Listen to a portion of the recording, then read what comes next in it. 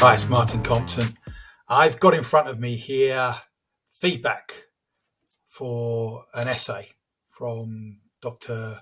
Napyshchennyy to a student, Gervi, who has received this feedback, has got the mark, and has read the feedback, which begins, "The comprehension of learning theories is of paramount concern, a labyrinth where clarity and confusion often coalesce.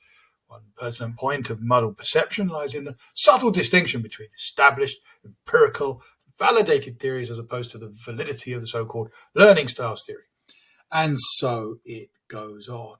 The problem that Gervi has is that, they don't understand it. And they want to engage with their feedback. The cynics among us might think, well, that's all the students want to see, the grade there. But others might point to the obfuscation in the language used by the good doctor there in the construction of this feedback, perhaps written with other audiences in mind, second markers, external verifiers, or just misplaced tone, use of language. Whatever the cause, let's not get into that debate now. Let's try and find, Gervi, a solution to that. Well, one way that we can really think about this is to get the assistance of ChatGPT to help us interpret and break down and assimilate what needs to be done here. So what we've got here is a prompt that Gervi has written for the purposes of understanding what this feedback is all about. I got this feedback on an essay, but I don't understand it. I scored 55%.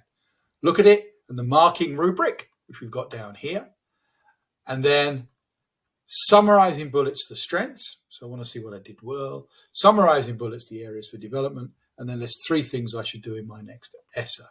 So what we're going to do is we're going to take all of that and the rubric. We're going to copy it.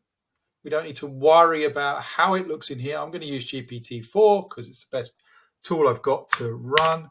Paste that in and then see what happens as a consequence of that in ChatGPT. So it's doing exactly what I've asked of it. Shown an understanding of the theories, incorporated some literature.